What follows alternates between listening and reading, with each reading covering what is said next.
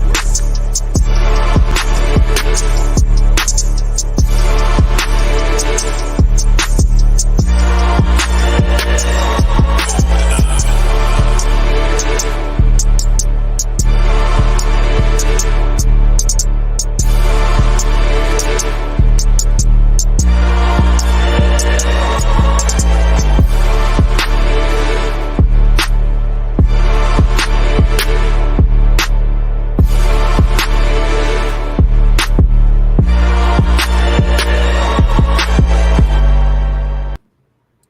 Welcome to another episode of the Fourcast. Yes. As you can see, one of the people are not here, and that's the loudest, most talkative person. Doc will not be here tonight, but in his place, we have a special guest, none other than Miss Charlotte Wilson. Thank you for coming aboard on tonight's show. Thank you for having me. It's an honor. She is always active in the chat room, always putting in comments, making suggestions. So we appreciate your continued support, and glad to have you on with us. So we kind of go around the room, everybody's day is doing. Before I do that, we are live on multiple platforms. So we're live on YouTube, we're live on Facebook, we're live on Roku, BS3 TV. So wherever you watch podcasts, that's where we are. That's where you'll be able to find us. So to our guests first, how was your day? How was your weekend? I had an awesome weekend. I was in church all weekend, and I've been waiting a long time to get back in church. And today at work, though, unfortunately my office is in the part of the building that doesn't receive heat. Oh. So I was colder on the inside than if I had stayed outside. Oh, wow.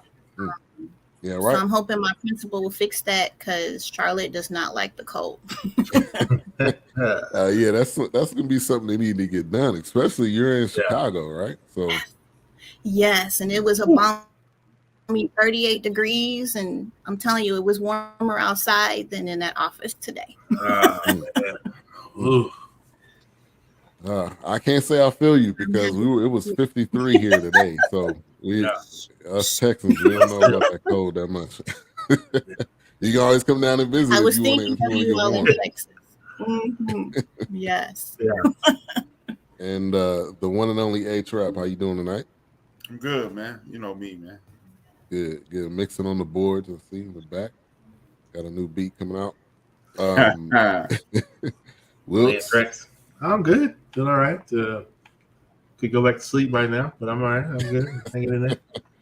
I'm surprised you don't have the 49ers game in the background behind you. No, I didn't want it to be a distraction. You don't want to have to flip any tables or anything in there. Y'all need to see an interception or something. Yeah, something crazy. Yeah. All right. On tonight's show, we will be reviewing On the Come Up. On the Come Up is a directorial debut for Sanaa Lathan, and everybody has seen her in something. 11 basketball. Just a variety of different roles she's been in. She and like Charlotte was saying before we started, she is Black Hollywood royalty. I mean, she definitely has put her mark on TV, film, pretty much you name it. She's even I think she is in either the Marvel or DC universe. I'm not sure what film she was in. So I mean, she's done, honestly, some of everything. So On the Come Up is a film that's actually based on a book. I forgot the lady's name, but it's based on a book, and she also wrote the book about I think it's called Don't Give Up. Angie Thomas. Thank you. Yes. Sorry, this is a middle school teacher. You're good. Yeah, we definitely, you can chime in, whatever it is, we do it if you got something on your mind. But yeah, Angie Thomas, she also, she wrote this novel 2019. And so this is, I feel like it was, as we get into our initial thoughts, I felt like it was a really good, solid film. I mean, I'm not going to say it was over the top, you know, anything genius, but I think it was a good story. It was good to see some of the cameos that was in it. And we're definitely gonna tap into Method Man, because Method Man, the rapper and now the actor, Right. I think we gotta pay some respect to what he's been doing. So as we kind of go with initial thoughts, Charlotte, Miss Charlotte, we're gonna go to you first. uh, I have to say I did not read or see The Hate You Give first. Um, and I did not read this book, although I knew how popular The Hate You Give is. In fact, it's on the banned book list, which I thought was interesting. And then I did a lot of homework on this after watching the movie. But in the beginning, I have to admit, I was a little disappointed in the beginning. It was pretty slow. And I saw some parallels to some other movies. And I knew it was Sanaa's directorial debut, so I really was trying really hard to like it. As the movie went on, I did like it a little better, but I think I was expecting a little bit more. A little bit more of a bang at the beginning. I think just the whole movie overall, like the rap, like you guys, you know that I'm not a rap expert. You know who the expert is on this show. But like even like the lyrics that she was performing and things like that, like I felt like when I listen to rap, they always seem to be on beat and they kind of rhyme a little bit more. But then I had to keep reminding myself she's only 16, but in the movie they just kept hyping her as being so great, and in my mind I didn't think she was that great. Yeah. But again, that was just me. Maybe I Yeah, had, that's a good point. That's a good point. And let me get to the chat. Let me use my manners. Shout out to Raider Kev in the building. Thank you for tuning in. Just Joe, you said Lady Charlotte. Hey, Appreciate Just Joe. shouting us all out. CJ in the building. He said said what's good, y'all. Appreciate you for tuning in. Chief Rocker in the building. He said that's all it was. 27 here this morning. Oh, you talking about good evening, Fourcast. Hey, Charlotte. I believe that is Theodora Harper. Normally, she is the one that's on the Facebook. We got Earl Wright in the building. He says warmer tomorrow, cousin. We also got That's CJ your with new another comment. subscriber. Oh, we appreciate you, Earl Wright. We appreciate you. Round of applause. Thank you for supporting us and for subscribing.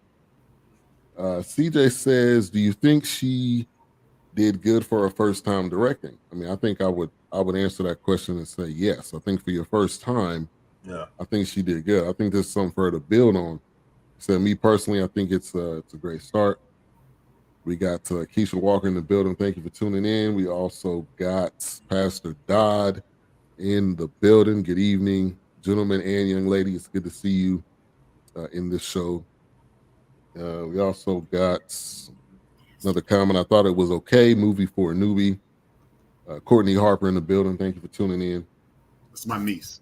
That's your niece? Okay. Welcome in, niece. He said, nah, man, this girl couldn't rap. She was low-key as they gassed her up. And so I'm gonna get to that. I'm gonna comment on that in a minute, but let's go back around. Wilkes, initial thoughts. Oh no. Oh no. Here it comes. Oh no. Oh man.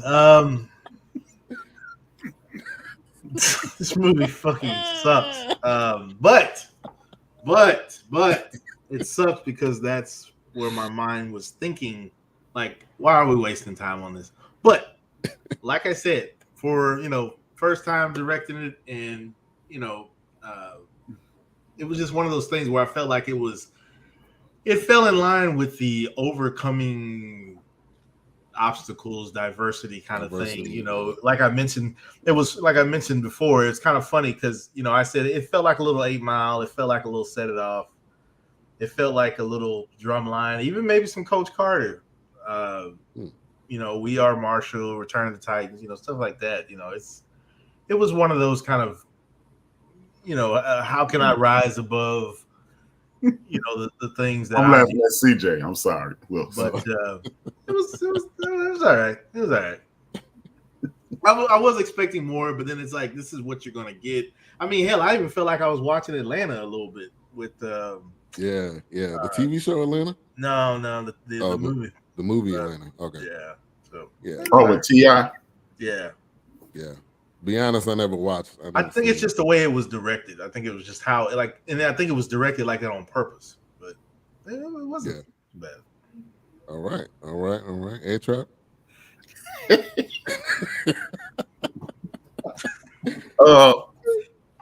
know what? Initial thought, I was like, man, this sucked, man. And then I was like, this 8 Mile. And then I was like, as I felt, what I did, like, I'm gonna say it's an average movie. Initial thoughts, this is an average movie. Yeah. Pretty good for her directorial review premiere. What I didn't like was, because like you guys stated, I came in late. I didn't hear y'all conversation, but you said that she is Hollywood royalty. Her father, Stan Lathan. Mm-hmm. And this was very low budget. I was disappointed in the fact that it was low budget. It gave like y'all was saying, it gave kind of like an after school special kind of vibe. I'll be right back. Yeah. Okay. It gave like an after school special kind of vibe. But it's what I did like about her directorial style.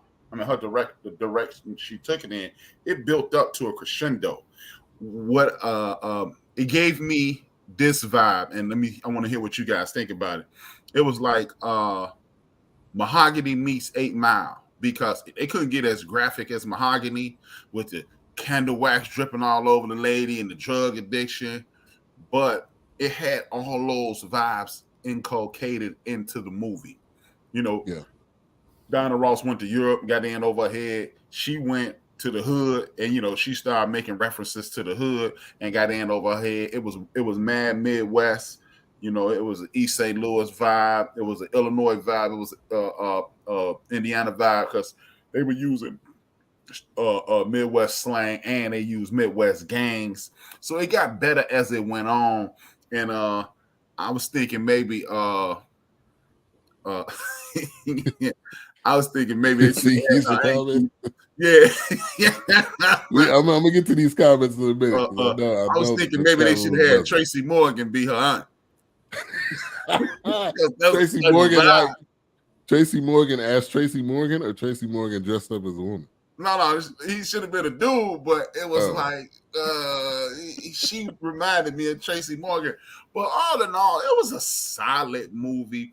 Only critique I have for it is this. I think because she's Stan Lathan's daughter, they should have given her more money. This was mad low budget. It was. And if it's Sanaa Lathan, I think she should have got a brick to do this.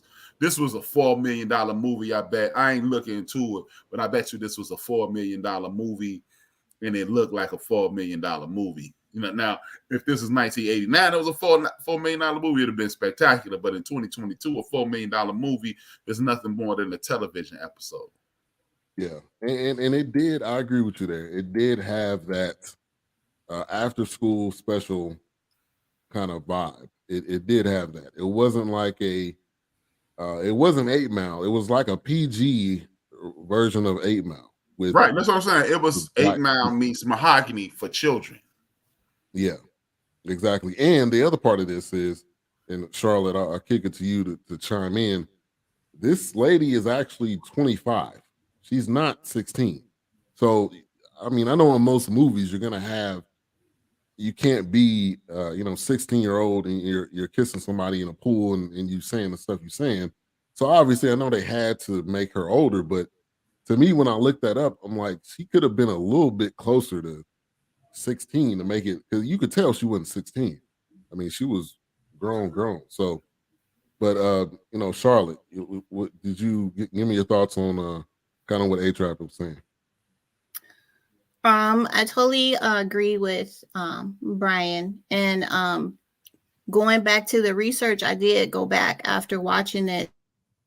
This book received numerous awards, including the American Library Association's top 10 books for young adults, and was nominated for the Carnegie Medal for Young Adult Fiction.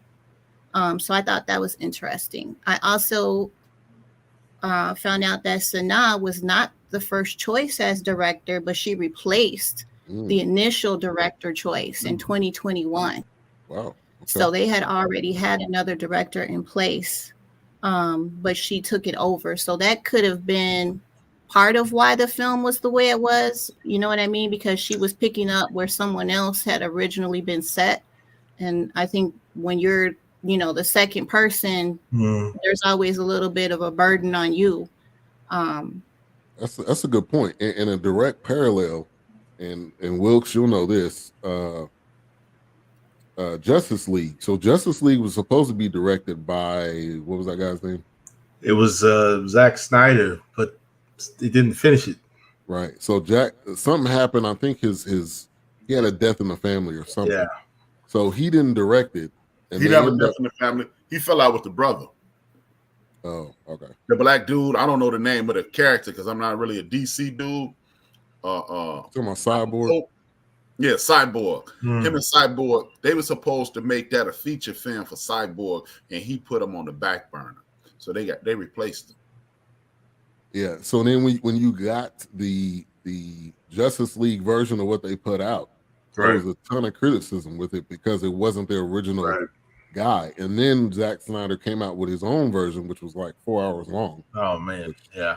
I haven't watched that. I probably won't sit through that. But yeah, you're not. Honestly, it's when they say director's cut, it's like just when you get the extras on DVD, you get the extra. It's like they're just putting the extras back into the movie. Really, it's just. It's, you know what I like? Off topic. You know what I like to see the director's cut of? Malcolm X. That would be good. I'm sure there's a lot of. They just had a 30th anniversary though. I'm sure there's a lot of deep down information. If you had Spike Lee, it probably would have been a lot longer than what it was. Yeah, if you had Spike Lee and Denzel sit down and talk about that, I would definitely. I would definitely pay for that. Yeah.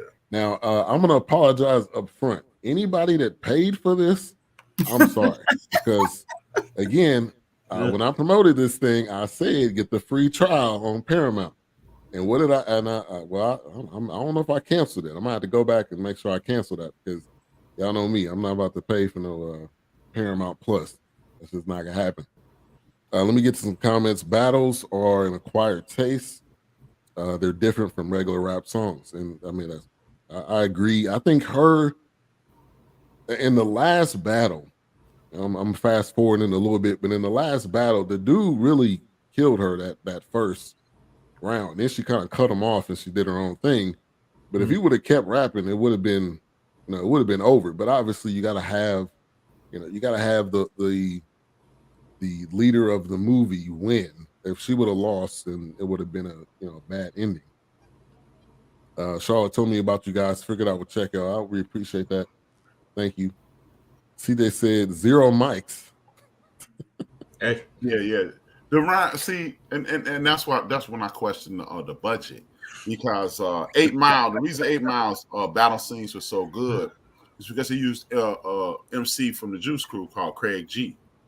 Craig G wrote all the rhymes. Craig G, one of the best MCs that you never heard of. If you ever seen the video The Symphony, Craig G is the second MC on The Symphony. It's Master Ace, Craig G, G-Rap, and Big Daddy Kane.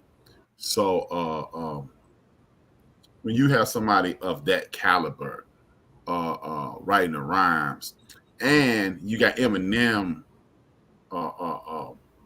actually rhyming, for whether I like him or not, the whole world loves Eminem, and he is an MC, and he is a battle MC. Shout out to MC Juice from Chicago, smashed him on WKKC. That has nothing to do with this conversation, but I think that's why people hated the rhymes. I mean, I hated the rhymes too. She was not an MC. They did not put a lot of money into her MC. And now that I find out that Sanaa Lathan was the replacement killer, now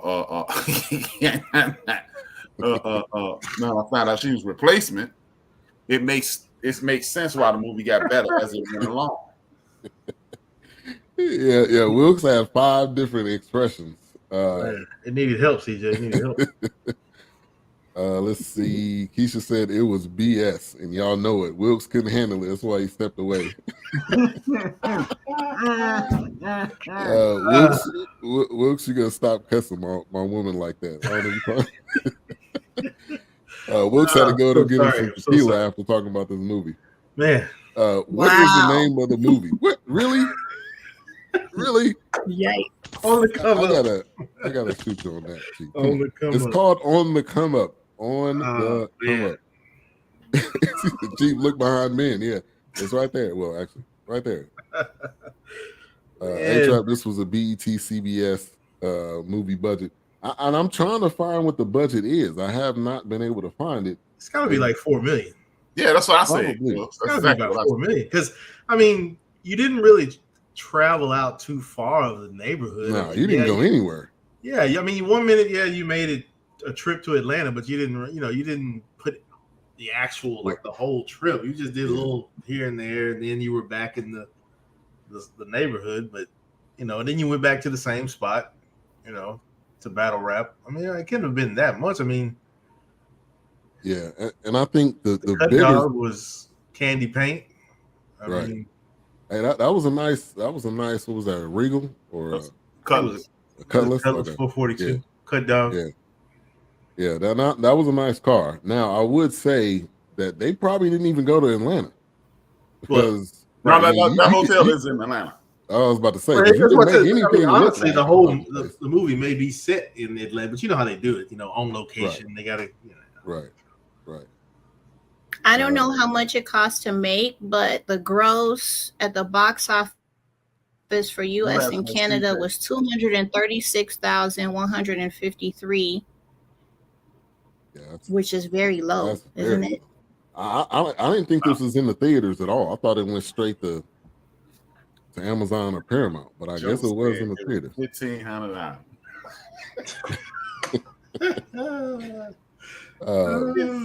It said me and Homegirl the same name. Appreciate A-Trap. She was. I mean, it was great.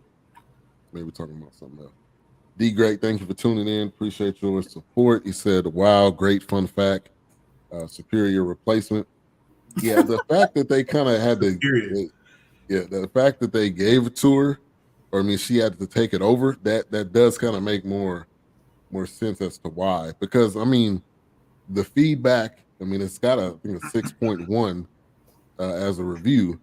She may not be as happy with that, knowing her pedigree and knowing what she's done, what she's doing. But hopefully she'll take from this and keep going and build from it. It happens. Sometimes you're not gonna have one right out of the gates, I guess. And sometimes you will, but I don't know.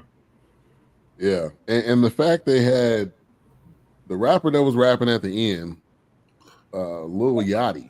Now I don't even know he wrote that because he's not a superior rapper. Let's put it that way. He's on the moment right into this movie, right? He said, "Don't worry, I took advantage of the BS3 hookup." I'm telling you, man. I'm telling you, get that free trial. They have it there for a reason. Okay, here we go. They have it there for a reason. All right, let's talk about some other aspects of the movie, which I think kind of tied to her previous book. So she was selling candy at school, and she ended up getting slammed down. I thought that was actually a good touch because that's something that actually does happen and could happen. And I think that, like I said, that related to her previous book. So Charlotte, that was kind of early on in the movie when they were kind of, shaping the story. So Charlotte, give me your thoughts on that aspect of the movie. Well, here in Chicago, recently there was a lot of controversy because our teachers union moved to have police officers removed from our schools because of incidents like what occurred in that scene. And a lot of local school councils actually voted and had Chicago police officers removed from high schools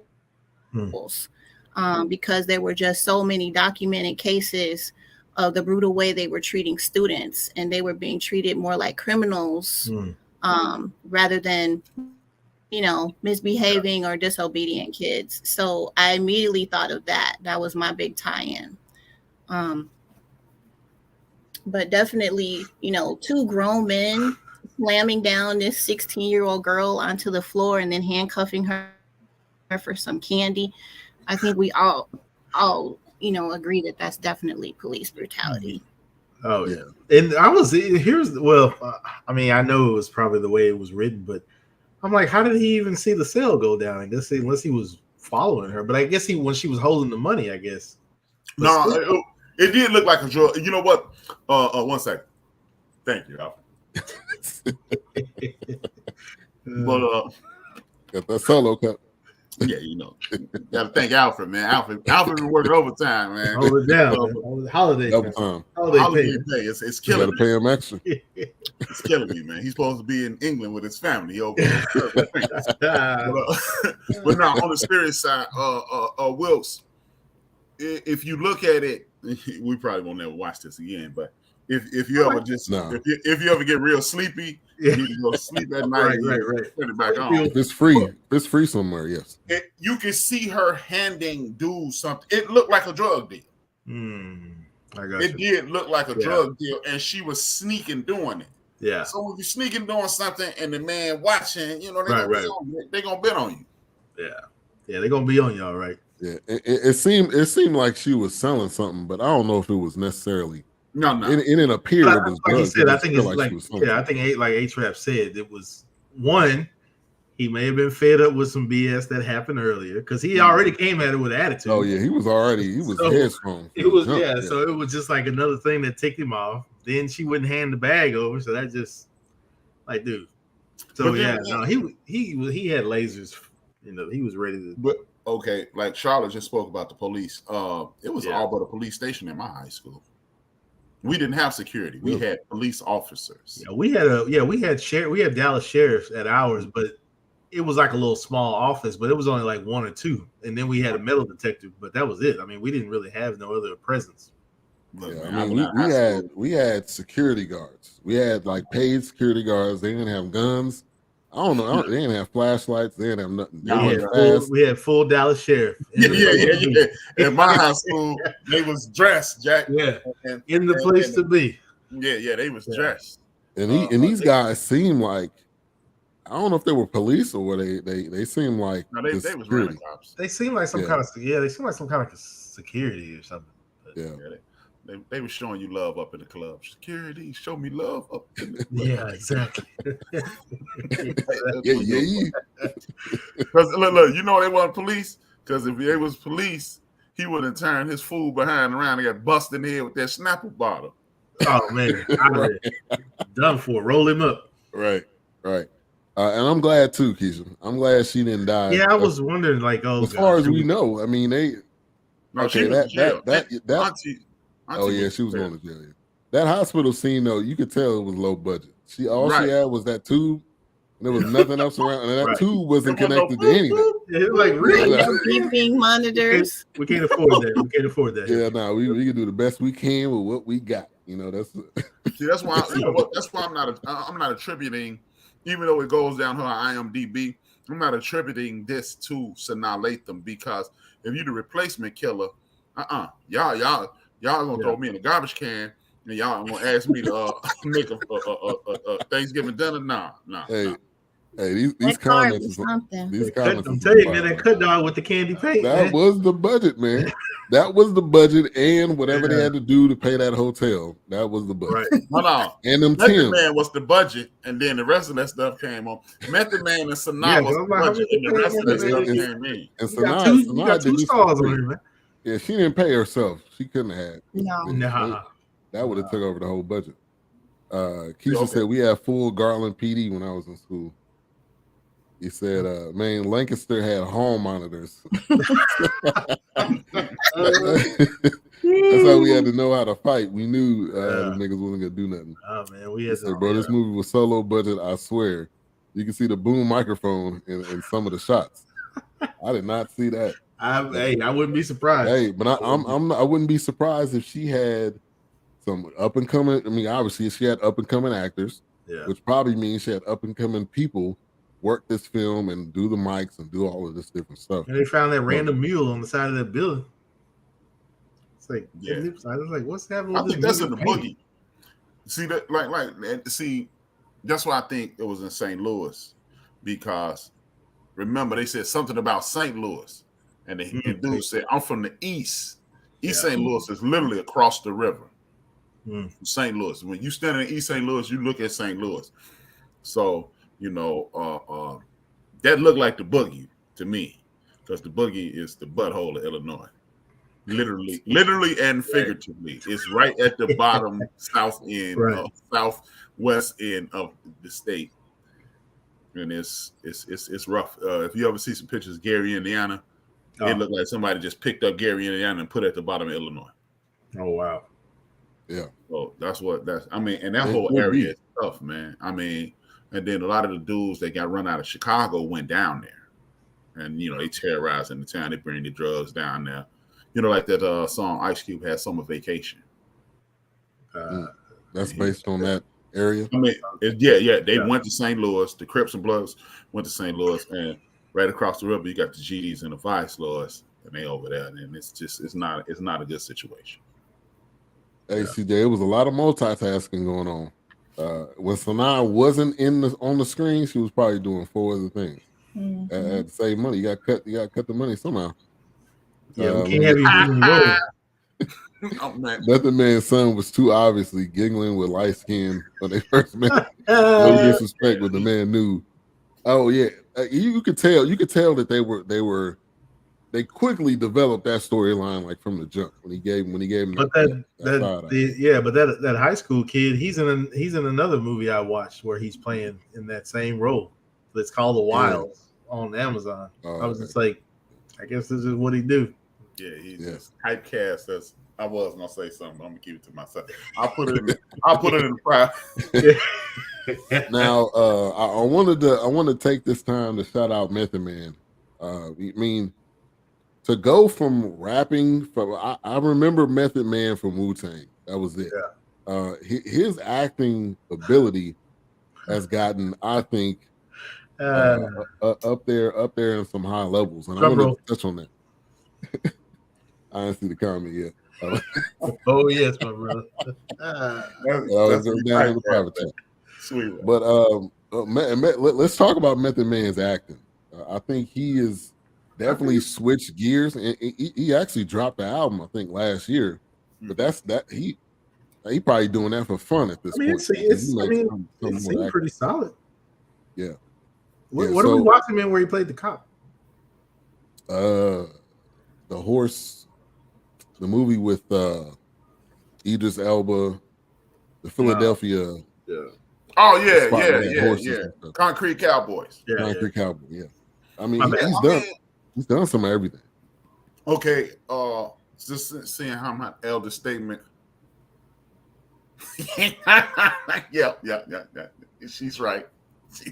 Don't put that on the screen. Don't put that up. I'm just saying that I need to see. Go ahead, put it up there. That's it.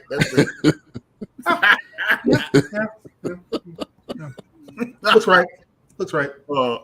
But seriously, you know what? I'm a little older than y'all, and Charlotte, she's not into hip hop, but I'm gonna take it back to 1993. Wu-Tang hits the scene, right? And we used to watch the video jukebox at that point. Yeah.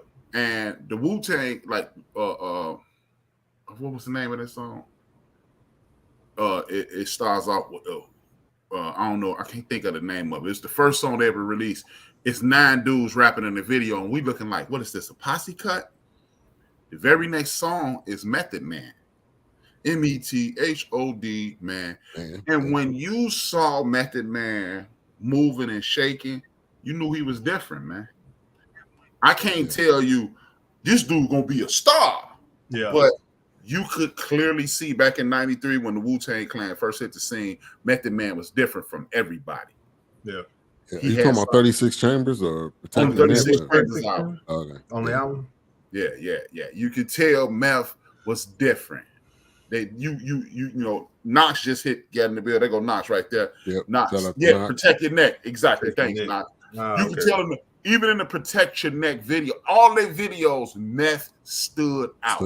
You're right. He just was. It was something about the Method Man that, you know. And then,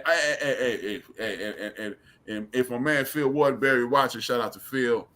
I used to hate Method Man. Man, I thought the man was comical. I thought his rhymes was nursery rhyme because he talking about peanut butter and Scooby Doo, and I'm like, what is this clown? I couldn't rock with Meth for a long time, and then when it's first, I don't care what nobody say, man. Big Illinois, he gonna smack me up when he see me for this. That first album was trash too. But here's the one thing about the Method Man first album, man. Method Man first album, if you listen, like, I'm a dude who like to hit shuffle. And then I'm just getting the whole vibe of the album. Right? And you can't do that with Method Man albums. Whoever sequences Method Man albums is a musical genius. If you don't listen to Method Man album from front to back, it's trash.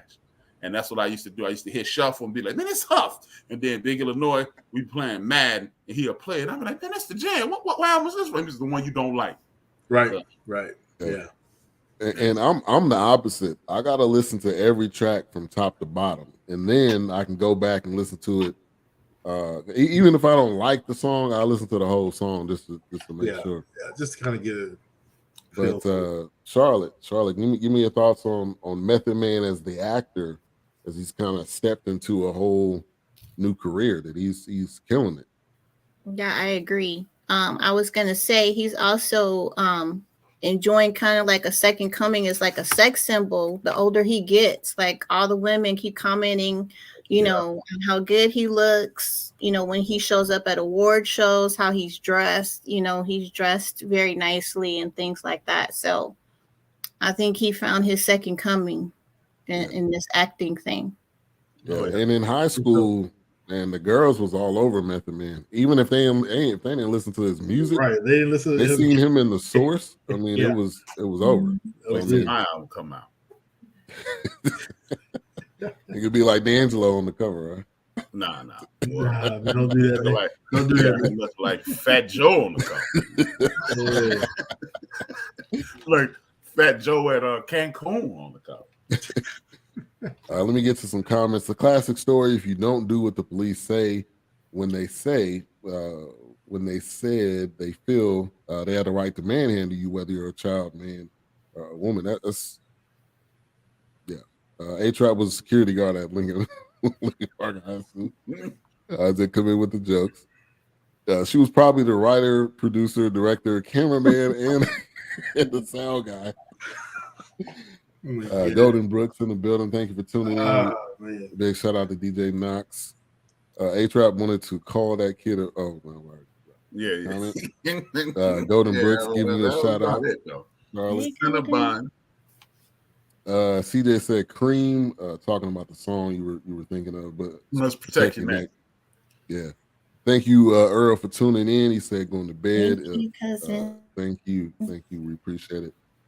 Let's see. I wrote Meth Rhymes as Big Illinois. Yeah. I didn't see you in that booklet. But the choice was right. Method Man is loaded with intense.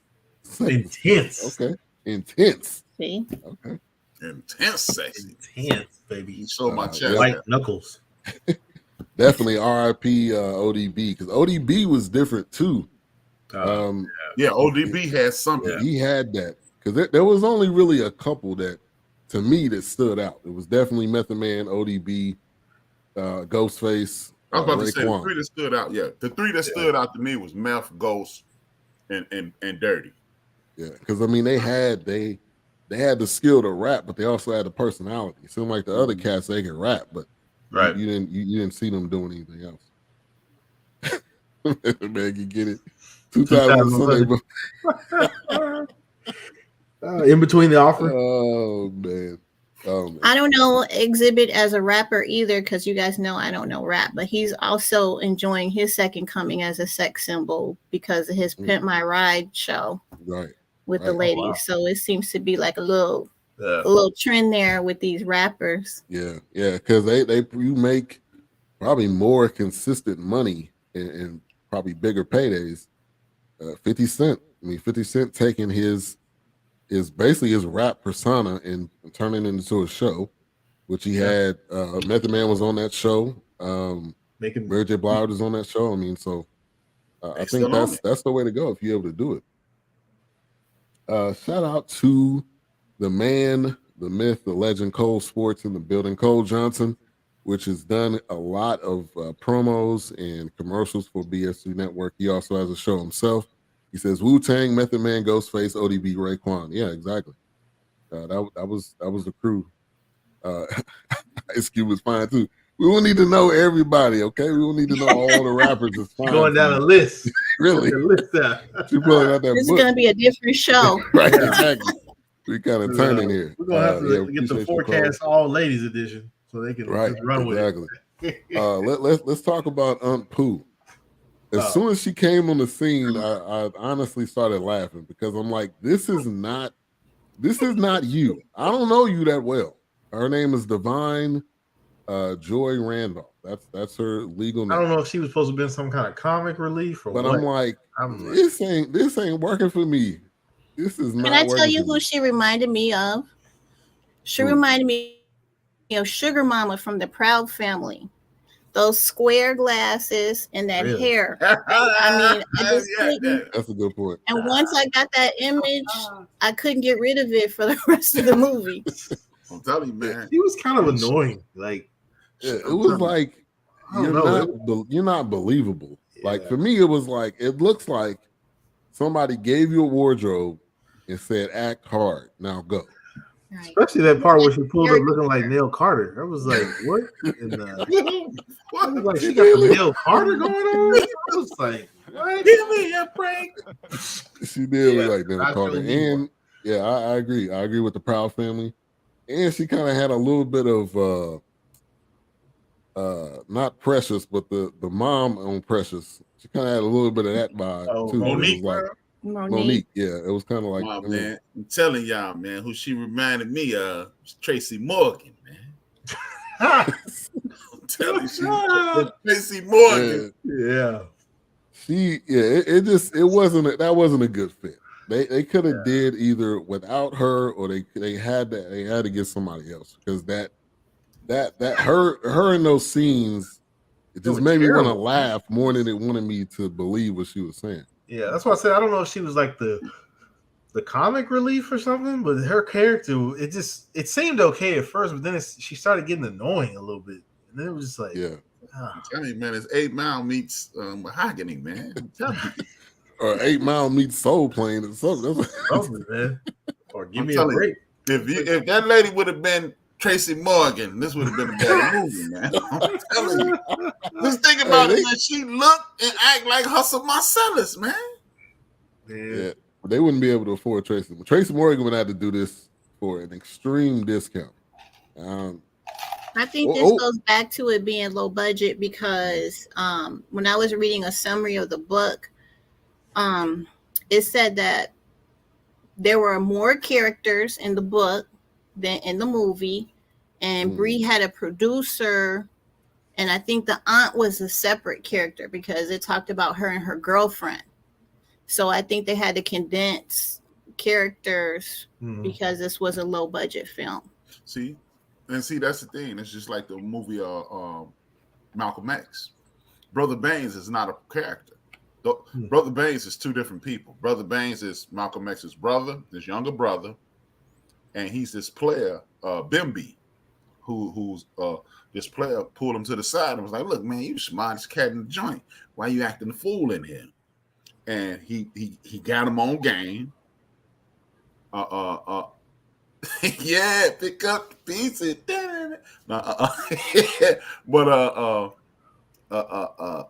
It's two different people, Bimby and his brother. His brother, Bimby got him right. Bimby took him off the drugs. He was like, "Look, man, you want the smartest cats in here? We put you up on game. You ain't got to be no goofball when you get out." And then his brother starts sending him Nation of Islam information. So, like Charlotte said, what they were doing, what they did was shook it. They took the book and just ruined it. Mm-hmm. I'm telling you, but that character was so annoying, man. I was just... Tracy Morgan, Monique is Precious Mama, Nell Carter. What the? The women of Bruce. Yes. We appreciate that, Cole.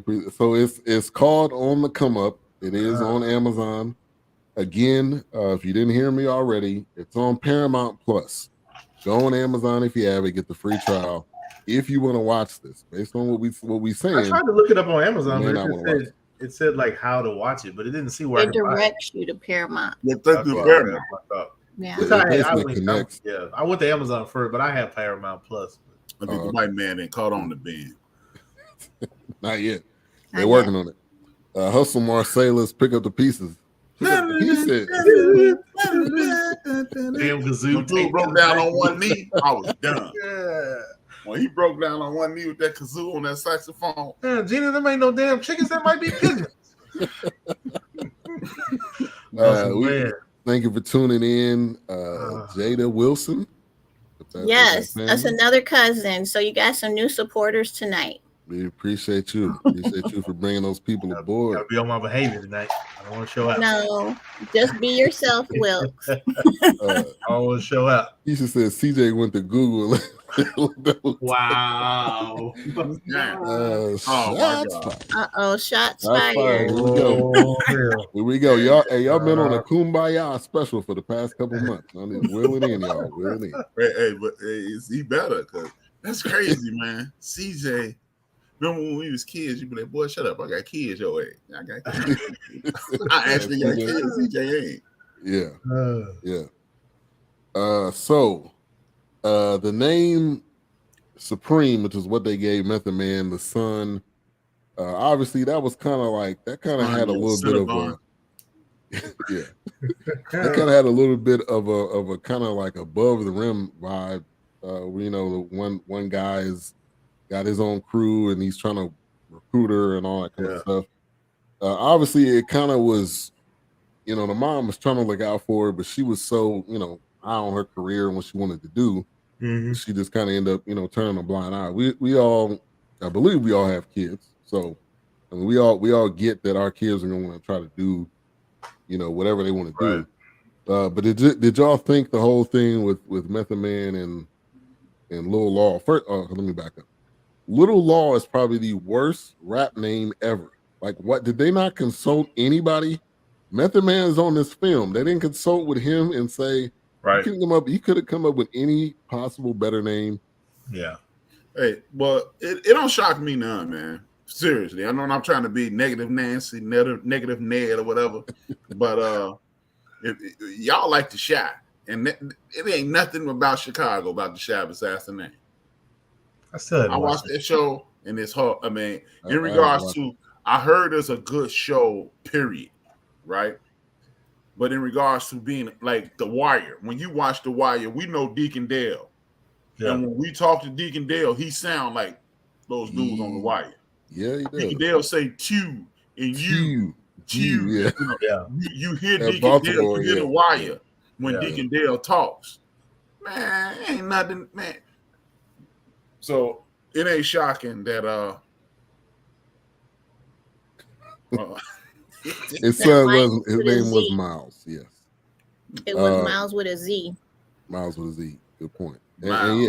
And we talked about this a little bit earlier. Method Man, it was definitely a natural actor. Once he got behind the screen, I think his first thing was probably on Martin, because you know Martin gave a lot of rappers, him, Snoop, Biggie, gave a lot of rappers, you know, an opportunity to come on the show. But did y'all think the whole thing with Supreme was going to work out anyway? It couldn't work out. I think that was on purpose. Yeah, I agree. I mean, I just want to get you guys' thoughts, Charlotte, too. Yeah, no. Well, interesting. You know, Charlotte has to be the teacher. I'm always the nerd. Angie Thomas was working on this book while on the movie set for The Hate U Give. And she said that this story was loosely based on her life because she was like the Brie. Her family was having financial difficulty, and when she was 16, she wanted to be a rapper. herself. And so then, you know, she was using that in the movie. So I thought all of that was interesting because she was pulling her own life into it. I love that. And I love your perspective too, because it's not something that I really would have thought of. Yeah, because I definitely didn't feel like going down any rabbit holes. Thank you so much. So much. I don't think it was as bad as we're making it, though, seriously. Because as I watched it, I was like I said, I initially started off like, man, this is Huff. This is 8 Mile and Mahogany. And then I realized, then it snapped back. Okay, how about this, guys? I want to hear y'all perspective on this. Look at this through the eyes of a teenager. Don't look at this through the eyes of an adult. Oh yeah, no, absolutely. Because I said a few times, this movie wasn't made for my it wasn't made for me. It wasn't made for my age range. I mean, this was like my son, like he would have been watching, or somebody. This is like middle school range. Because to bring the point home, we watched this movie as a family. So my daughter was watching the movie too. So she's 10. And it didn't seem like it wasn't too far over, her head or too far to the left or to the right. So I think it was made for the audience that it needed to reach. I mean, I think the teenage girls were her target audience because again, she said growing up, she says Black women specifically have been so overlooked in hip hop and so disrespected at times, and this was built on our backs. This is her.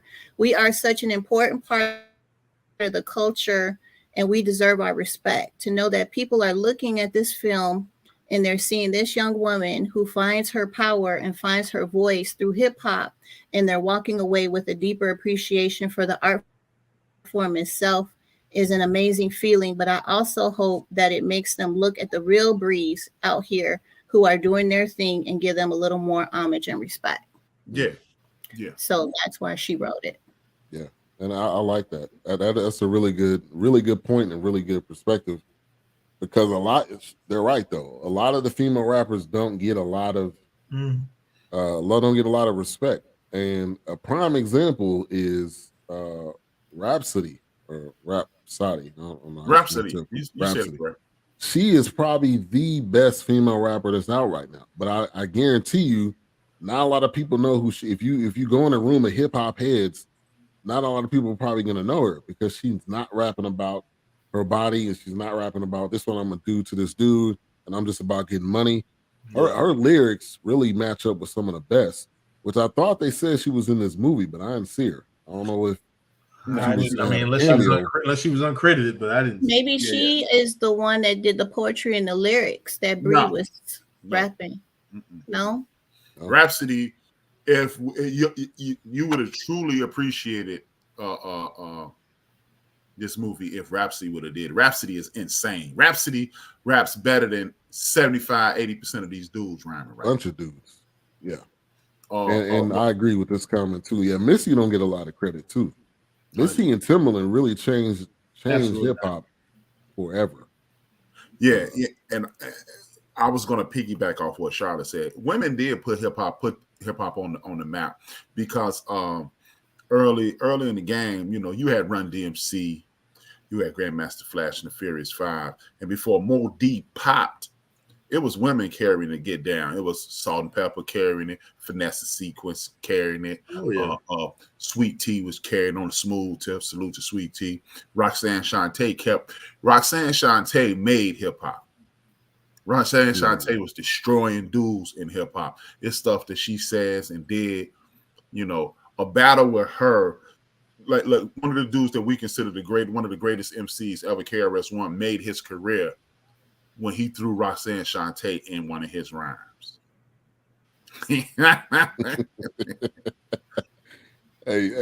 invoices. Send it to 999. We not paying. P-Power, baby. Send it to my AOL email. But yeah, oh God. But yeah. So the lady who did the movie, and maybe that's just me in regards to hip hop. I got it. I understood it. What really hit home with what Charlotte said is the girl on girl rhyme, a battle outside the club.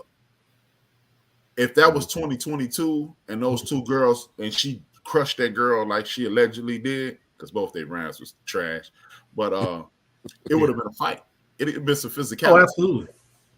And that would have been an example probably of Cardi B and Rhapsody.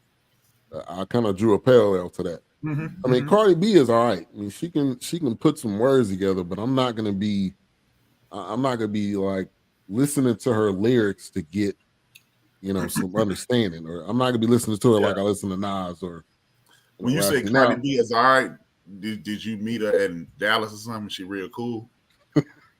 Nah, I'm just saying she can put some words together real good. That's all I'm saying. Okay.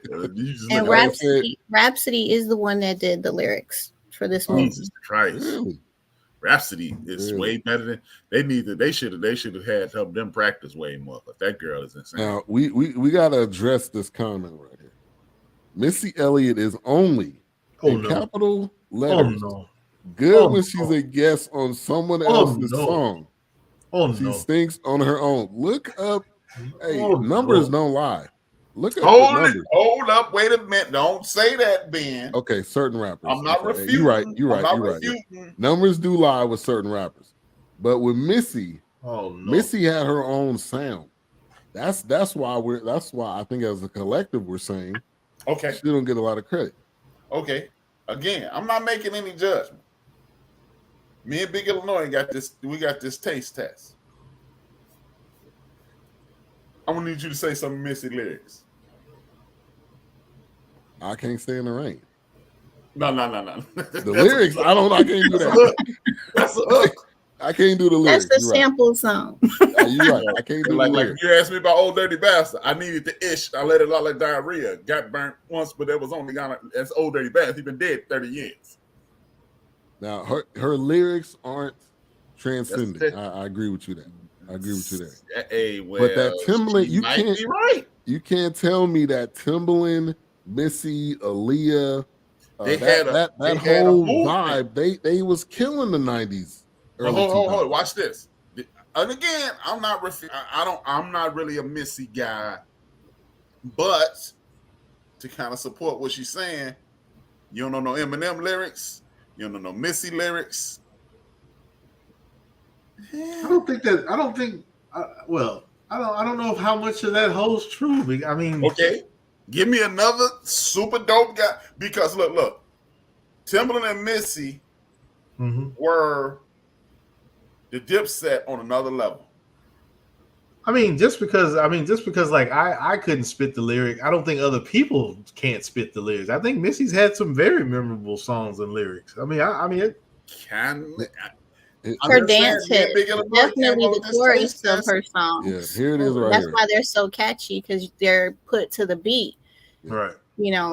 Okay, Get Your Freak On and all those songs. I mean, it's the chorus. It's the way she raps to the beat. A Super Duper Fly album? Man, I can't stand the rain with shit that big old trash bag on. Now I maybe can't remember the lyrics, but I can remember the music videos, man. I can remember the feeling it gave you. I can remember hearing that song in high school. But so I mean, it's not the lyrical part. I think this comment right here. Missy may not be a lyricist, but she had her lane. But I'm sure there's people out there that's what MCing is about. But I'm sure some people out there can quote some Missy lyrics. I mean, it's just there's this white lady who's famous for being able to rap Missy Elliott. In Big Illinois, we came up with the Get Down. Right. Yeah. And I get it's a different era. When people get to talk about how dope cats are, okay, drop some bars. And people always go, like what y'all did, that song when he had the hat on. And it's like she wasn't. I don't think that. Yeah, I don't think that. I just because I don't drop the bars, I don't think that takes away from people not knowing her music and memorable lyrics. I mean, and for the record, that's how I used to feel about Meth. Like when Meth was on Biggie album, he murdered it, and then that album came out, and I was like, "Boy, this is double bag of doo-doo." Come on, Keisha. Come on, man. That's I ain't saying too I strong. agree or disagree, but That's I'm just too saying. strong. Nah. And now you can Okay. say She had too many you can hits. say she stinks to you, Right. but the mass Right. amount of people would not agree with Yeah. that comment. There's a That's lot all I'm of saying. Okay, but people. see, that's the problem with this whole hip hop thing. We cannot go by records. Okay, hip hop is about words, and if you don't know the words, I got a question. It's half about the word. I mean, It's that's a like mixture of the words and the beat. If you got a whack, because let me say this. That's like me telling you to sing a Selena song. You don't know the words, but you know Selena's popular. Like she's had English good. And she's had English songs, but people know Selena's music. But it's popular. Does popular mean good? Yes. Sometimes. Okay, well, I bet not ever hear another bad word about Vanilla Ice and MC Hammer. Hey, MC Hammer was good for Oakland. Missy Elliott is in the same class as those two at all. Yeah, no, I don't think because certain people don't quote the lyrics don't make the person. I remember it was a bunch of people doing the Running Man and doing that. I remember people doing that, man. The typewriter was the dance back in the day. Was the time of the, come on, man. You know that was the era of the time. I'm not knocking anybody. No, Wilkes, please don't think I'm knocking anybody. No, I know you're not. This is just Missy Elliott has definitely a lot more longevity than those two rappers that you just named. Okay. Does she? Yeah, she does. She have like a 5-year window and then. Oh no, man! She got a big following, dude. I mean, she's still pretty big, man. And there was a comment here, by Cole. Her features were fire, but her strength is being a songwriter more than anything. So that goes back to the pen. But I'll say this to your point, A-Trap. Have you heard of Can I Bust? You heard of that rapper? Yeah, Cannabis. Yeah, Cannabis or Can I Bust or whatever. The dude had the best lyrics. But he had the worst beats ever, and that's the reason why he didn't make it. Because unless you was a true hip hop head, then I'll listen to him in college. The dude was trash. The dude beats KRS-One, 1986. You cannot come in here. You cannot have whack beats. Look. It's just, to me, that you got to have both, man. It's KRS-One, 10 years before Cannabis hit the scene, dissed a Cannabis-esque rapper. He said, if you can't write a song, he can't write a song, so his career won't last long. And that goes back to who got the keys to my Beamer. Right. And see, Keisha, this already says you a fan right here. You done typed out the lyrics with the extra O's, with the dash and everything. Hey man, I'm just saying, man. It just this is a good conversation. What's funny to me, what's ironic to me is this. And again, I think that's the point. I'm not dissing anyone. Right. But what's funny to me is the very thing that makes Tupac the greatest thing since sliced bread, nobody can do. Because you say if you ask somebody on earth that calls themselves liking hip hop, say some of the Tupac lyrics, they'd be like, and then I shot a nigga in the 40, and then I almost died. And Dear Mama. Don't come out. Dear Mama. Now, Dear Mama. And we all know this though. Bitch was a crack fiend, mama. In the words of Biggie, you ain't nobody when somebody kill you. Rappers' fame grows when you dead. I mean, that's just. Now, I'm just saying. That's what the label wants. Like, hey, ask somebody to do some DMX lyrics when he was alive, dead, when he was hanging out with me, any of that, man. I'm just saying. And got a good point. But you got fans out there that's gonna be quoting his lyrics. If you got if you got a cult following, you ain't even gotta be a fan to know Tupac lyrics.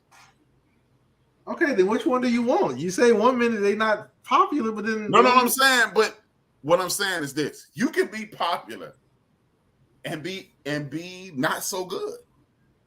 Right.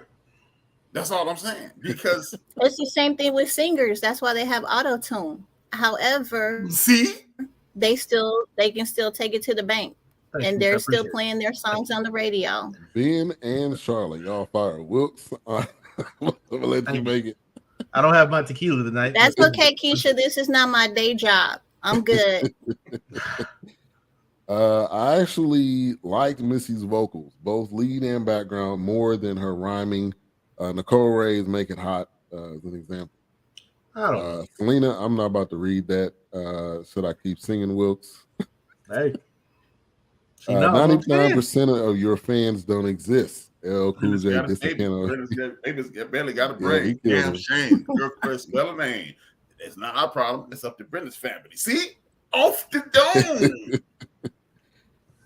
Tupac is dear mama. Well, if you were a fan of Missy, then you would have something off the dome. I'm not a fan of Tupac. I'm not a diehard fan. But do you of have Missy. to be? I mean, but but you're saying people can't shoot a lyric off the top of their head. But then what? Okay, what about the hardcore cult following? What about those people? Does that matter or don't matter? I mean, I don't know. I'm just asking. What I'm saying is none of us. No, anyway, yeah. What I'm saying is the hardcore cult following can. I'm sure Vanilla Ice can get somebody like. Yeah, you can get somebody to just sing "Pumps in a Bump." Somebody know the words to that. Somewhere in the world.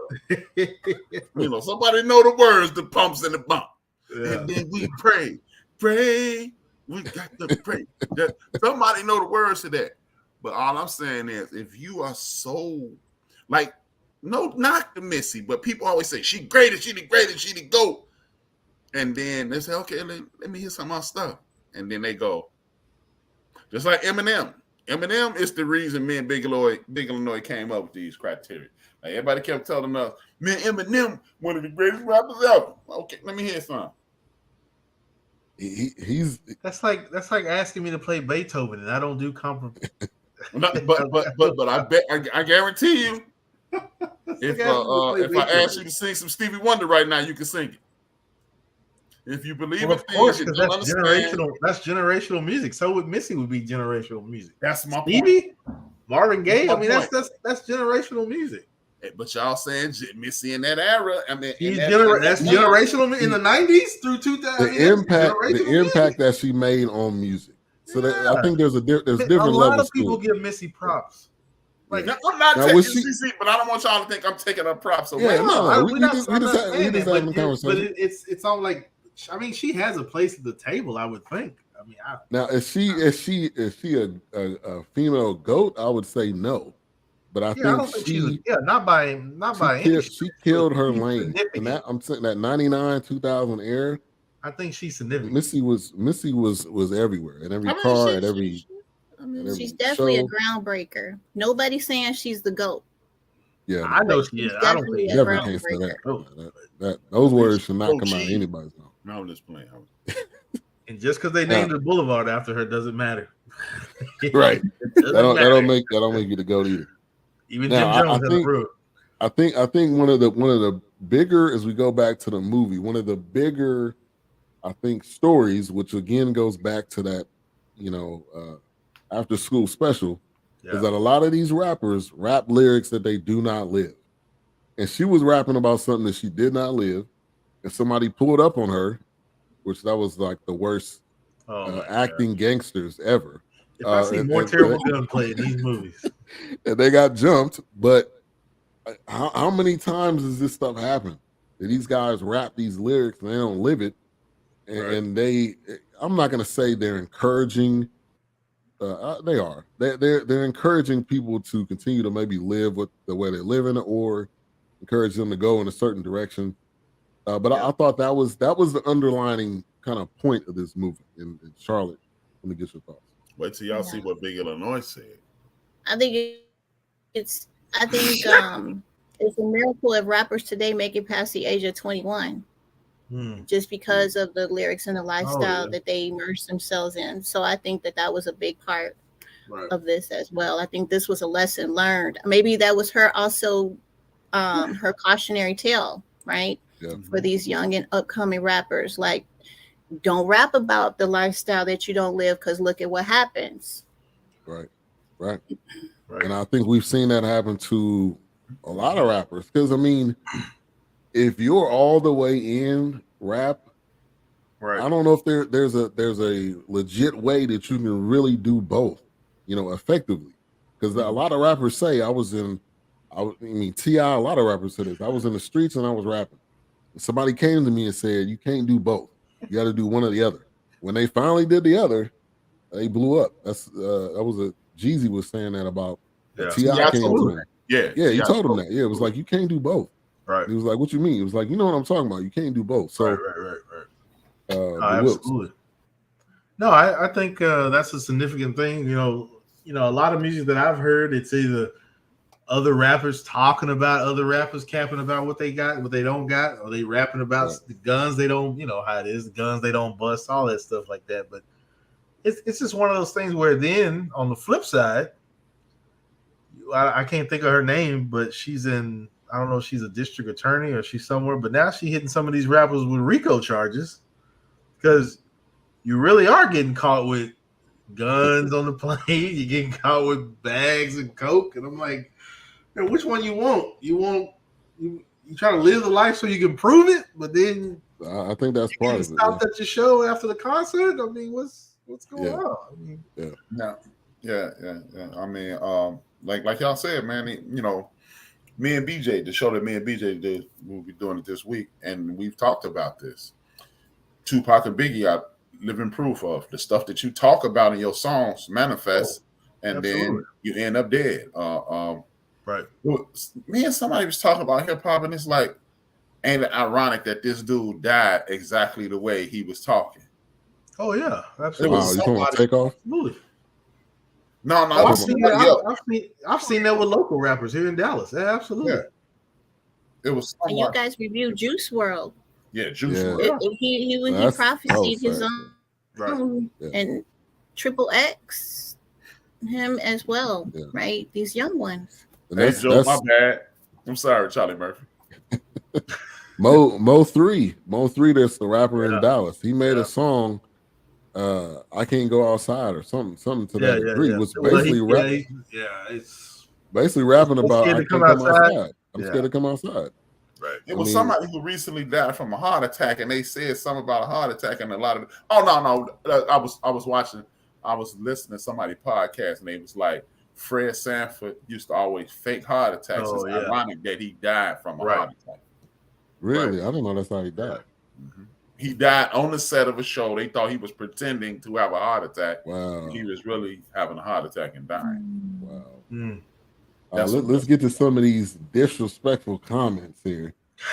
Big Unknown said, "Missy a low budget Lauryn Hill." Low budget. Hey, look, Lauren. I'm gonna say something right now. Low budget. Lauryn Hill's in her own lane. What? Yeah, they're two different. They're two different artists. But Lauryn Hill came up with that one album, which is golden. She never came out with anything else. Hold on, slow down, Jim. She got 3 other albums. Where? Don't nobody care about them. You talking about before? No, after.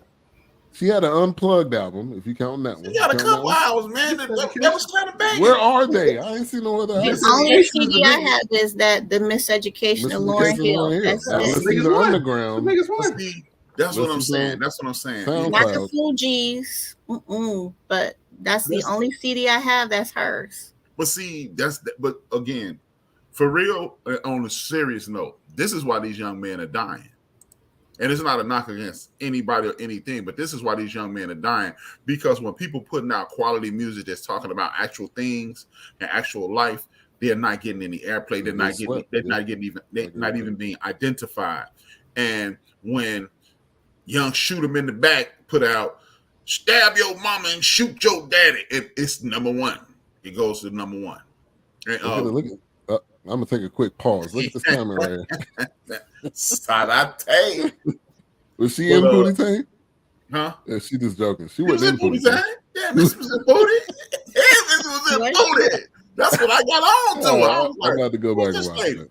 No, but I do believe, like, what y'all did, in my opinion, is validate why these young men and ladies are getting hurt. Meg Thee Stallion getting shot. Young Shoot 'Em in the Back getting shot in the back. Right. This because, like, I remember De La Soul last album came out maybe 7 years ago, and it was dope. And people's like, man, and the day that the album dropped, one of my homeboys who swear he hip hop, he was like, you know what still made music? De La Soul. I was like, the album came out today. So I mean, as a matter of fact, I remember 2 days ago, my homeboy Macy, he called himself chastising me because last time I was at his crib over the summer, we chilling, and he was making the same claims y'all making, like we were talking about hip hop music, and I sent him a list of MCs that he had never heard of, and we playing the music. He said, "Man, I never heard of these people," and they are making the money. They not making the 10s and the 20s and the 30s of millions of dollars, but they making $5 or $6 million. And we don't know who they are. Like, y'all ever heard of Odyssey? No, I have. Yeah. See, Wilk's a giant music fan though, but Odyssey, the Diamond District, it's some dudes who used to be down there with y'all at. I actually had a Diamond District on SoundCloud. When they were still uploading. This is a group of dudes down there with y'all called Strange Fruit Project. Yeah, I heard of them. I've heard of them a few times. Yeah, and they made great music, but they don't get the radio. They don't get the radio. Yeah. Oh no, absolutely. You're right. That's true. Right. You're never gonna hear Talib Kweli on the radio. Never. That's what. Yeah, exactly. Never That's gonna hear Mos Def on the radio. You're not gonna hear Dead Prayers on the radio. You're not gonna hear them. You're not gonna hear Apollo Brown on the radio. You're not gonna hear. You're definitely not gonna hear Apollo Brown. You're not gonna hear Skyzoo. Me and DJ Clue was talking about that yesterday, and he asked, "Well, is whose fault is it that the guys y'all just named on Twitter?" Yeah, I don't know if it's really their fault. Maybe that's what they like because they're in their lane to create. Because they feel like if I go mainstream, then people are going to control. I guess. I mean, I don't know. But H-Rap, you got more insight. But I mean, I think too, the music industry pushes these songs to be played. Yes. A prime example at work. I don't know what station that is, but they at work. Me and Wilkes, we know the station is on in the warehouse all day long. They play Britney Spears 4 times, and these aren't songs that just came out. This is stuff that's like these songs are like 14 years old, 10, 15 years old. 15-year-old. And these songs are still being played, so you can't tell me somebody is pushing the narrative. Like you mean to tell, like who put this list together? Like you mean to tell me you play the same thing every day? Right. Like, I can do that. Too much music. Yeah, it's too much music out there for anything to be repeated 3 times, 4 times a day. Exactly. And that's the thing, man. My response, DJ Quick said, well, whose fault is it? I say it's the consumer's fault. Because like Wilkes does. Wilkes, thank you, Wilkes. Salute to you. But one of the things that me and Big Illinois used to do this. Me and Big Illinois is our homeboy Draz. We used to go to Walgreens every week and literally stand in Walgreens and read the Source, Right On, and everything else. Any other magazine that was coming out, we would stand there and read them, and we knew what was coming out. And then when we buy new joints, we read the liner notes.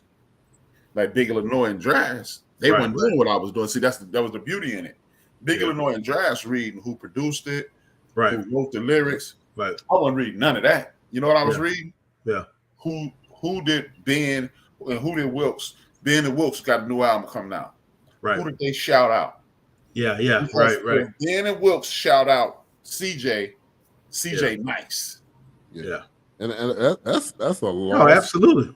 That is a complete lost art. And that was the great thing. And that was the great thing about when I guess they did it on cassettes, but even on CDs, you take the CD and you fold it out. I want to see who was featured, not mentioned, who's on this instrument, whatever, whatever it may be, jazz or rap. Yeah. It was the same. It was the same in hip hop. Yeah.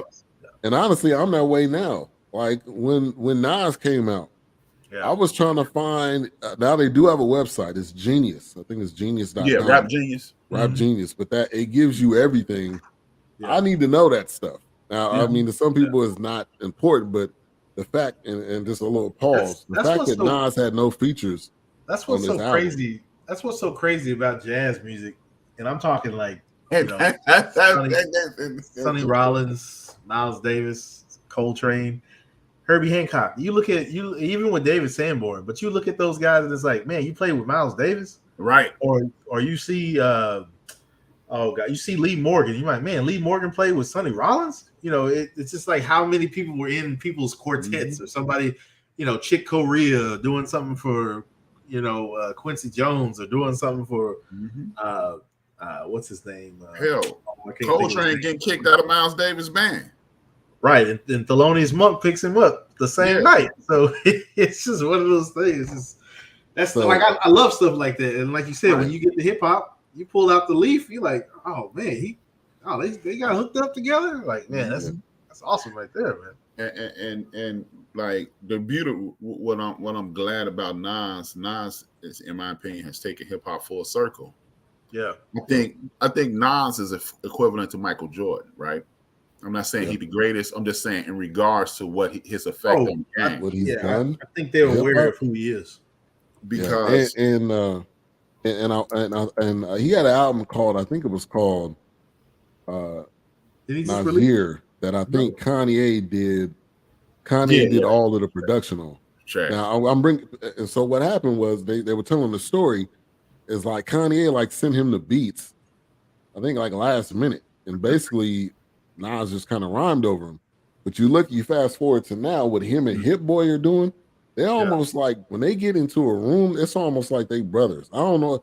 I don't know how long it take them to do the album, but you could just it's like a vibe that you can't that you really can't and that's duplicate. exactly what I was about to say. When Nas did that first album, he was the first dude in hip hop to have LES, Lost Professor, Pete Rock,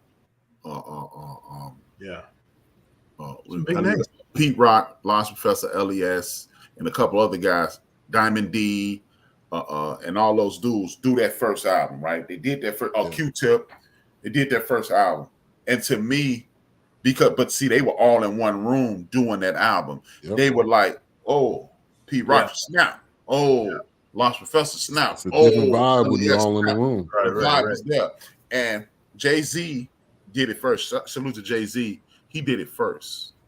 Him and this dude from Chicago named No ID. They did the album 444.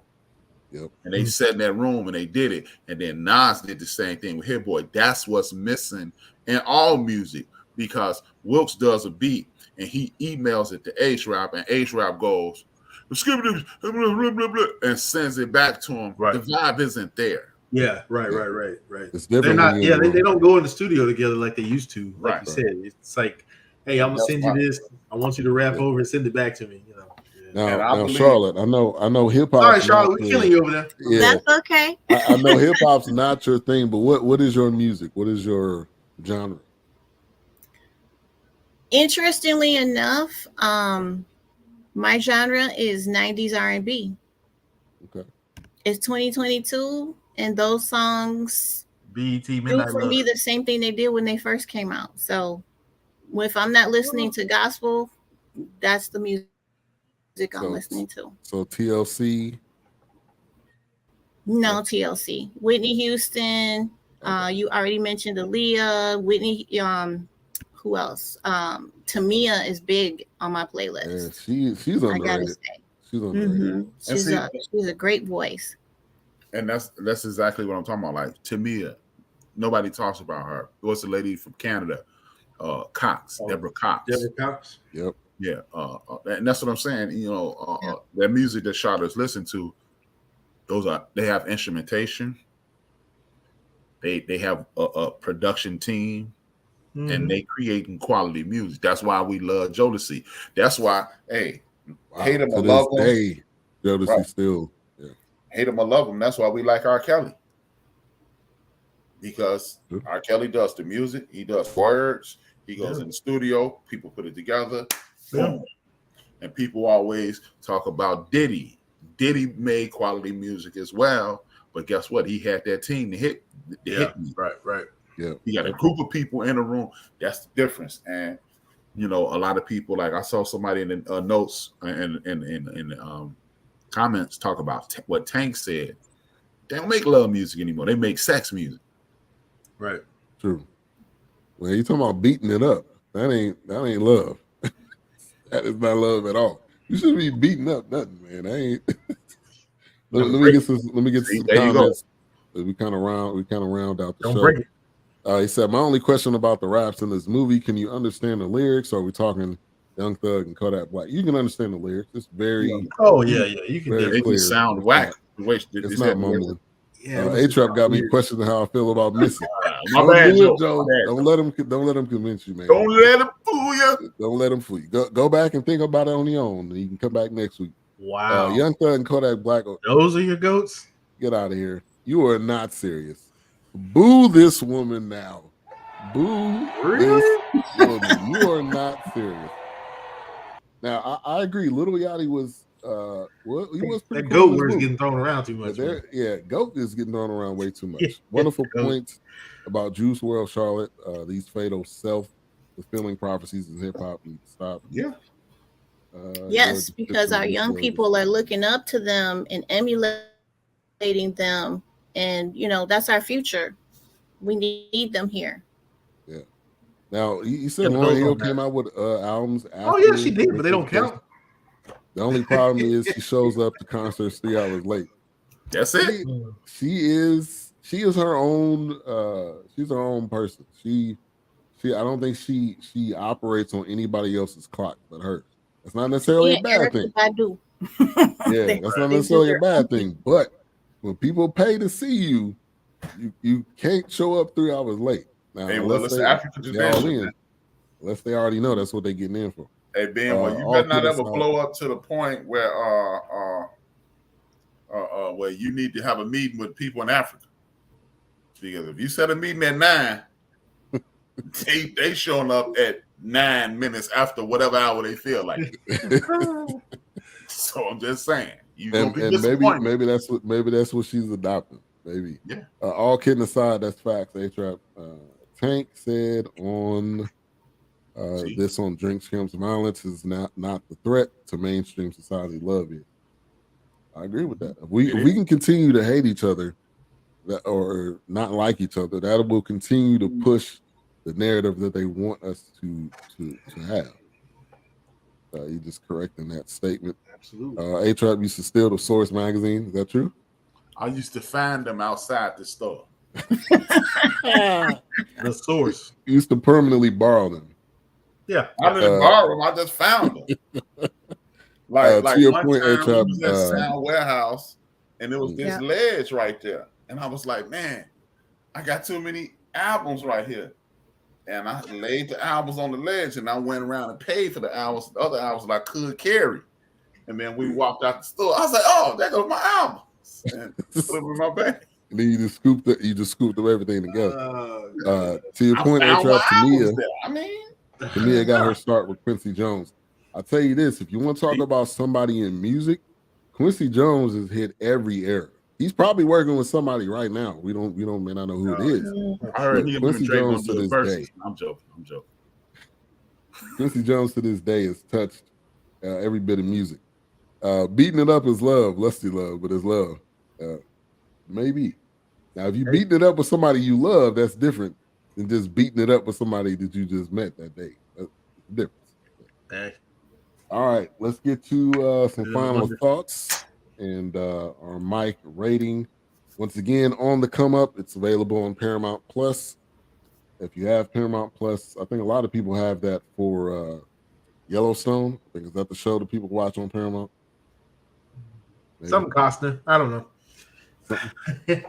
But final thoughts and mic rating. We're going to go to our guest first. I feel so special. You keep having me first tonight. We gotta put the guest first. Yeah, we hip hopped you to death, so we have to make sure we. Well, I need to learn. I would give this movie 3 mics. I have to say, for the effort and for Sanaa, and knowing the backstory of Angie Thomas, I have to give it some kind of support. So I would give it 3. Okay. He just said I'll give it half a mic.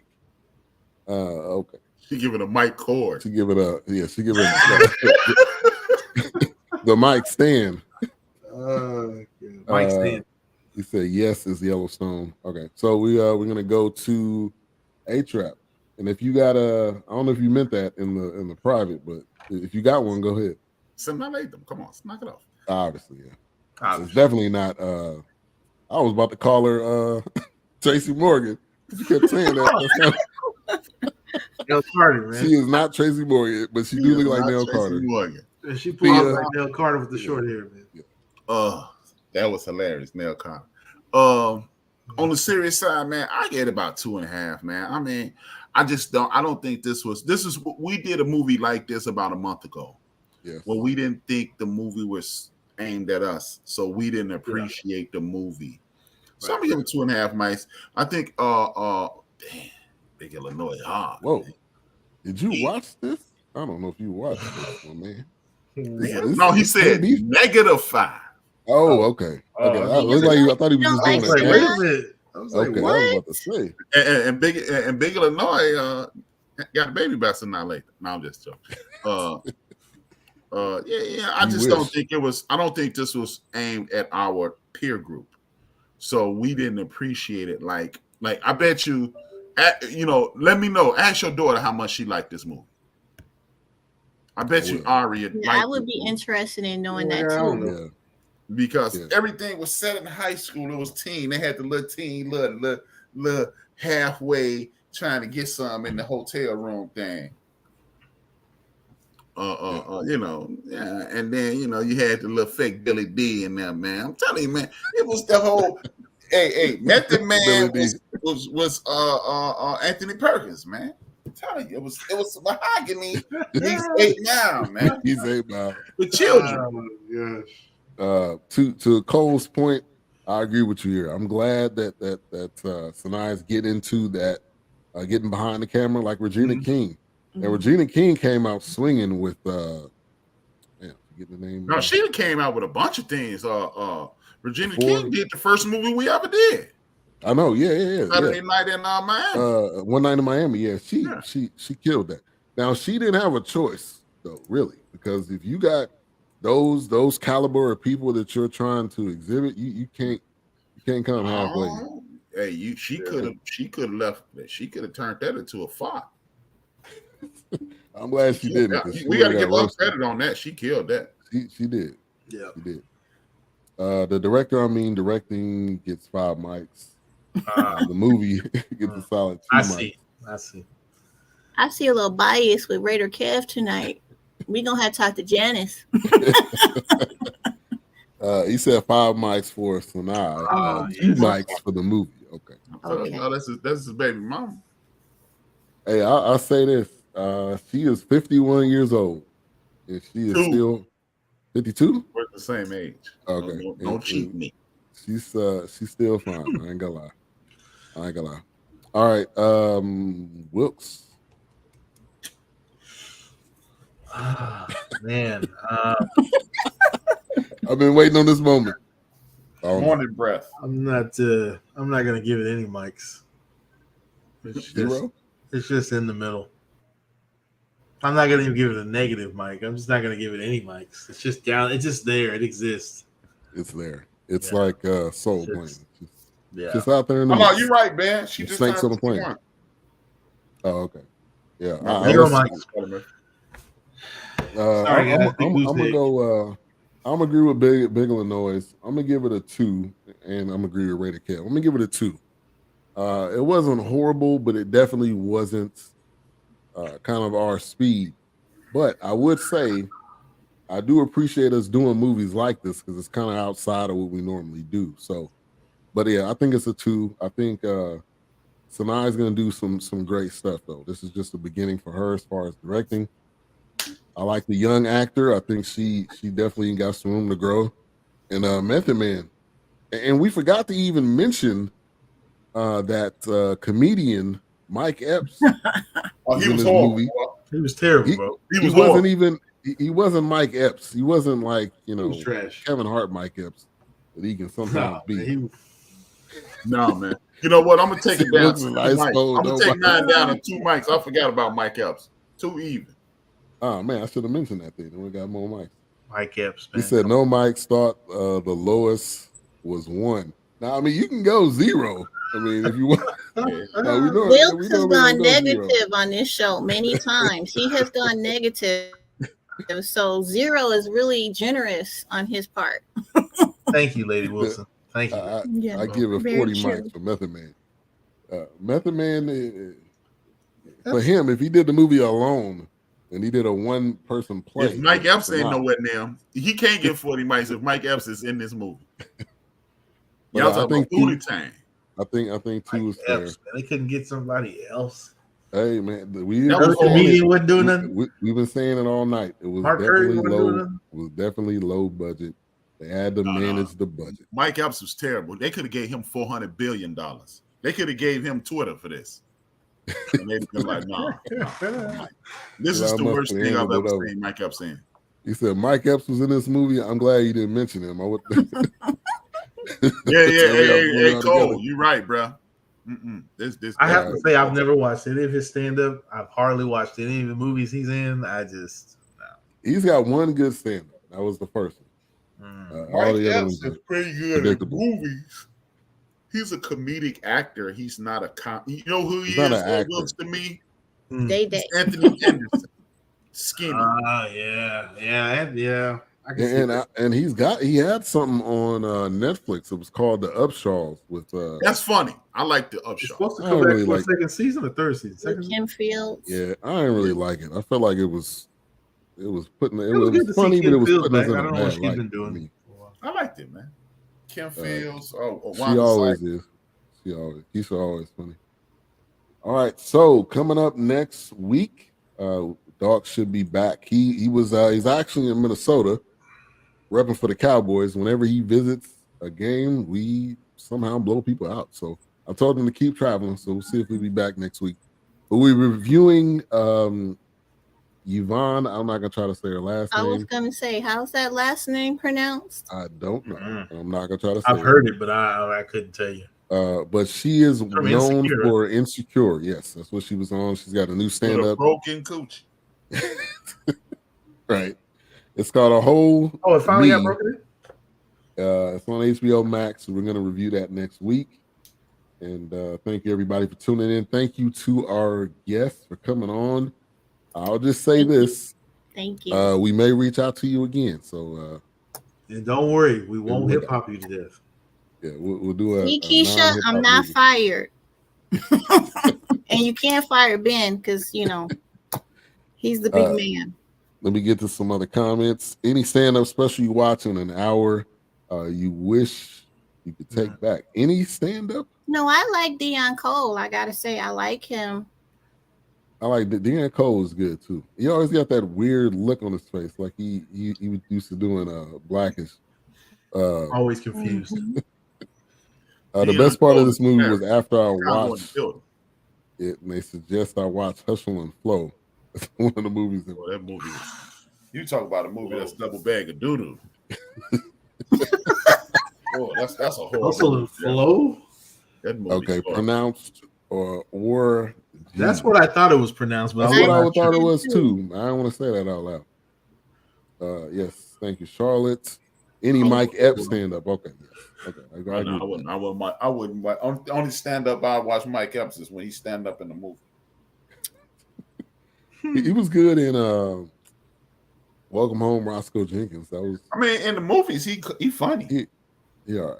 Like when he do the lottery. Depending on what he doing. 25, 24, 32, 31. 35, 46. Yeah. 35. That's one of his best lines. All right, what's coming up tomorrow on End of the Bench? Are you doing the show tomorrow? Yeah, I'm doing it. Most definitely. The products is 50% cheaper. Tomorrow is going to be a little racially charged. It's not even going to be, people will perceive it as racially charged because, like, when you talk about uplifting us, we get names like militant and things of that nature. But if I was a white guy, they call me a liberal. But I'm going to talk about elections have consequences. I'm going to talk about the education system in the United States of America. I'm going to talk about what we're being taught, and I'm going to talk a little bit about Thanksgiving and how I have a plan. I have a plan for us to reshape holidays in America. For us to reshape holidays so we can improve us. Because I'm going to ask a question. I'll ask y'all a question right now. What do we do? What do we do in the event that, and it's already started happening, when the police stop policing, when the fire department stop putting out fires in our community? What do we do? When, especially, I'm gonna give y'all this stat, and then the people who tune in tomorrow understand. In Minnesota, this over the weekend, Minnesota had a vote, and they voted to make it a terminatable offense, if that's a word. That if you are found that you are in a hate group, you can no longer be a police officer in Minnesota. And 92% of the police officers said, nah, that's an infringement on our First Amendment rights. So they shot it down. Right. So which could mean that a lot of them are in hate groups. Exactly. So we need to start. Like, okay, and then I'll be quiet. Here's a James Baldwin quote: anybody who cannot educate. He said we need to remove our children from school. He said this in 1979. He didn't say this in the 60s. Since it's 1979. Anybody who cannot, he said, we need to remove our children from these schools, take them off these school buses, remove them from these schools, because any nation that cannot educate their own children does not have anything to offer to the world. And when people hear what I have to say, they of course they're going to say he's being hyperbolic, he's being racist, and things of that nature. But I've never, and it's coming up on my 7-year anniversary. On my mother's birthday, the 13th of December, it'll be 7 years. And ironically, it's on a Tuesday. But you can check the records. Being all the time, you've known me and people who watch. I've never said anything about hating anybody. So it is time, man. I mean, you got the dude. And last thing I'll say is this. We need to have a game plan, because the governor of Florida is going to run for president. And what he is Donald Trump with a brain. He knows how to politic. Yeah. So I have a plan for him. I have a plan for him, and I have a plan for us. And I'm going to talk about it. I may not even show any videos tomorrow, because it's a scary time in America right now for us. Yeah. And I think the bigger picture is us really coming together, and us. That's really the big. I think to answer your question, that's the big picture. Right there. And we need to learn how to create allies without saying I like you. Wilkes can help me be like Wilkes is an excellent cook. Wilkes can help me be a better cook. He doesn't have to like me to help me. And I don't have to like him to learn. Right. We keep wanting people to like. But I can still push you. Yeah, I can still push you to the point of I know you have this in you to be great, or use it for whatever the use is. No, you're absolutely right. What was it? You don't have to like me, but you'll respect me, kind of thing. Exactly. And we, in our community, we stuck on this like thing, and that's what's killing us. Like, I don't have to like you.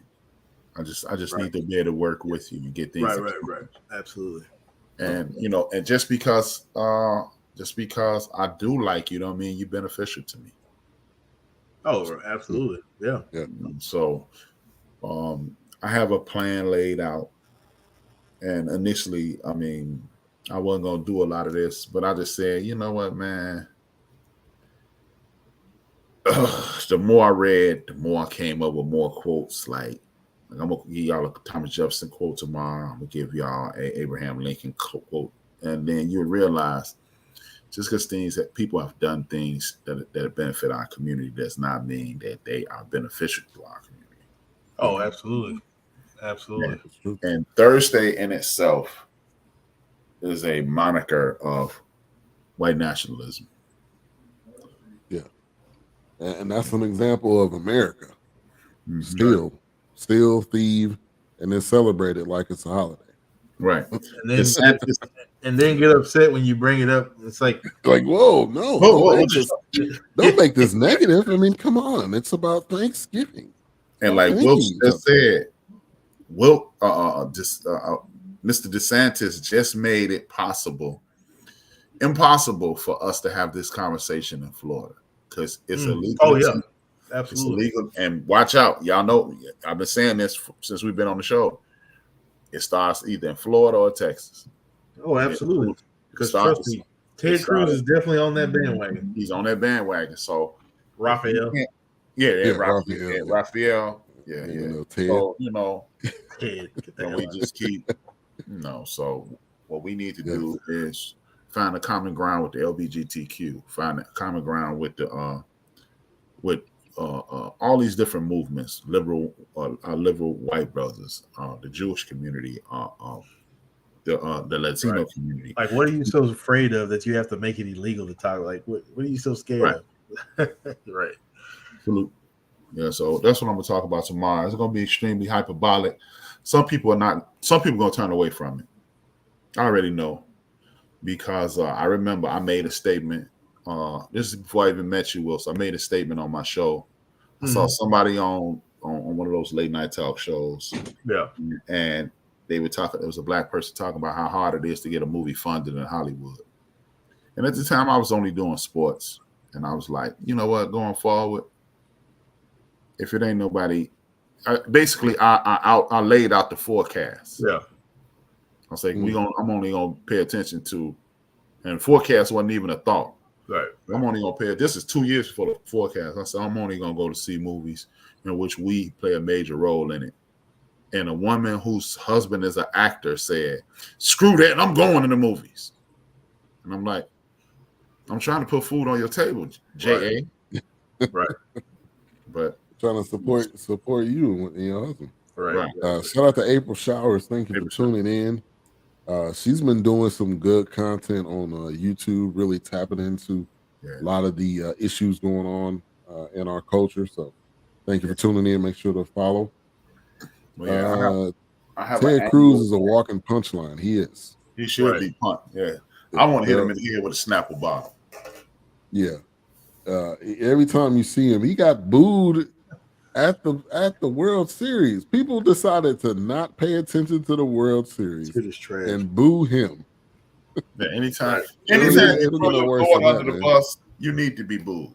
Right. It don't get no worse than that. This dude threw his child on the Ted. Why did you go to Cancun when everybody in Texas was freezing to death? My daughter wanted to go. What? Right. She don't even want to hug you, man. Get out of here. What? Yeah. Get out of here. Give me Lindsey Graham, bro. Get out of here, bro. All right. So tomorrow on Queen 3 and King, it will be a pre-recorded show about the life after miscarriage. So make sure to tune into that. It's a replay of a previous show. So you can tune into that. It'll be on all of the Queen 3 and King platforms, as well as on BS3 TV on Roku. So thank you, everybody, for tuning in tonight.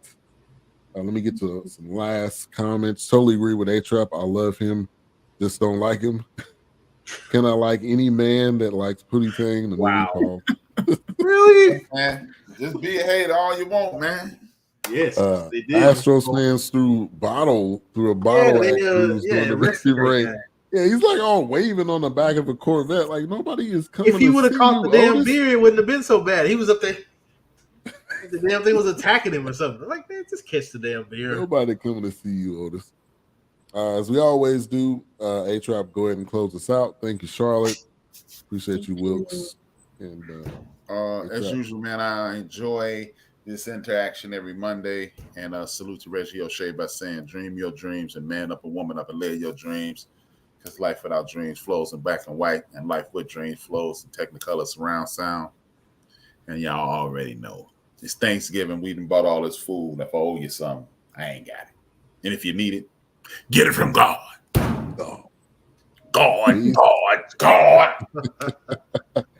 We will see you guys next week. There's a 100% chance of a laugh thunderstorm. 4 men with different viewpoints take a movie, show, or documentary and review it uncensored. unfiltered, uncompromised, with no holds barred. Join BS3, Wilkes, King Doc, and H-Rap B as they take on Hollywood their own way. BS3 Network proudly presents the Fourcast, where H-Rap B always predicts, if I owe you something, I ain't got it. And if you need it, get it from God. live every Monday at 8:30 p.m. Central. Check your local listings for your viewing and listening pleasure.